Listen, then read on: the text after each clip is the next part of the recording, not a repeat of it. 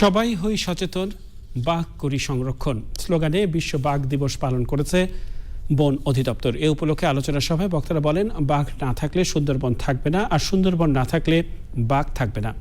মানুষের অস্তিত্ব টিকিয়ে রাখতে বাঘ এবং সুন্দরবন সংরক্ষণ করতে হবে। বিস্তারিত মাহবুব মুর্শিদের রিপোর্টে। ১৯০০ সালের শুরুতে বিশ্বে বাঘ ছিল ১ লাখের বেশি, যা এখন ঠেকেছে ২০০০-এর কোটা। চোরাশিকারী, আবাসস্থল ধ্বংস, খাদ্যাভাব ও জলবায়ু পরিবর্তনের সঙ্গে প্রাকৃতিক বিপর্যয়ে বিপন্ন বাংলার বাঘ।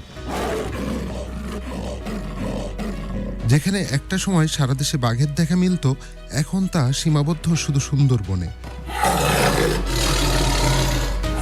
২০০৪ সালের সমীক্ষায় সুন্দরবনে ৪৪০টি বাঘের অস্তিত্ব পাওয়া গিয়েছিল। বিপন্নের তালিকায় থাকা এই বাঘ ২০১৫ সালে এসে ঠেকে ১০৬টিতে। এরপর থেকে বাঘ সংরক্ষণে প্রাতিষ্ঠানিক ও ব্যক্তি পর্যায়ে সচেতনতামূলক কার্যক্রম শুরু করে সরকার, যার ফলও মিলছে। ১০ বছরে বাঘ বেড়েছে ১৯টি। এমন বাস্তবতায় বাঘ সংরক্ষণে জনসচেতনতা তৈরিতে রাজধানীর আগারগাঁওয়ে বনভবনে বিশ্ব বাঘ দিবসের আলোচনা সভা। বাঘ রক্ষায় সরকারের বিভিন্ন উদ্যোগের কথা জানান অতিথিরা। সেই সঙ্গে ছিল বাঘ রক্ষায় ফ্রন্ট ফাইটারদের নিরাপত্তার তাগিদ।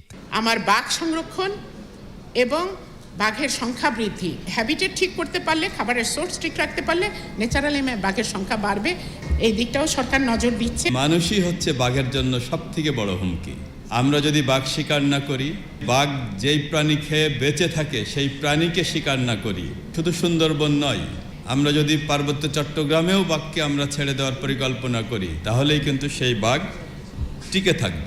বাঘকে সুন্দরবনের পাহারাদার উল্লেখ করে সরকারের গ্রিন কমিটমেন্ট এবং পরিবেশ, প্রতিবেশ ও জীববৈচিত্র্য রক্ষায় বাঘ সংরক্ষণের প্রয়োজনীয়তা উঠে আসে আলোচনায়। আমরা চেষ্টা করছি বাঘের অভয়ারণ্যকে সুরক্ষা করার জন্য, বাঘের যে আবাসস্থল সেটাকে সুরক্ষিত করার জন্য দ্রুত সময়ের ভিতর আমরা সুন্দরবনের যে পিস বা শান্তিপূর্ণ অবস্থান সেটাকে ফিরিয়ে আনতে পারবো। আমাদের ঐতিহ্যের ধারক বাহক রয়্যাল বেঙ্গল টাইগার আমাদের জন্য একটি আগামী অনন্তকাল ধরে এই জনপদে থাকবে এবং আমাদের ঐতিহ্য প্রতীক হিসেবে থাকবে, সেই প্রত্যাশা রাখছি। বাঘের সংখ্যা দ্রুত কমে যাওয়া, এই প্রবণতা চলমান থাকলে আগামী কয়েক দশকে পৃথিবী থেকে বাঘ হারিয়ে যাওয়ার আশঙ্কা রয়েছে।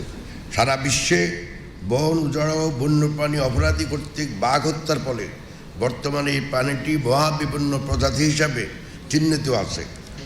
বাঘ সংরক্ষণ মানে হলো আমাদের সুন্দরবন সংরক্ষণ করা, সেটা একটা ওয়ার্ল্ড হেরিটেজ। সুন্দরবন না থাকলে বাঘও থাকবে না আমাদের। ভবিষ্যতের বাসযোগ্য ধরিত্রী বিনির্মাণ ও জীববৈচিত্র্য রক্ষায় বিপন্নপ্রায় বাঘ রক্ষার আহ্বান জানান বক্তারা। মাহবুব মুর্শিদ, চ্যানেল আই, ঢাকা।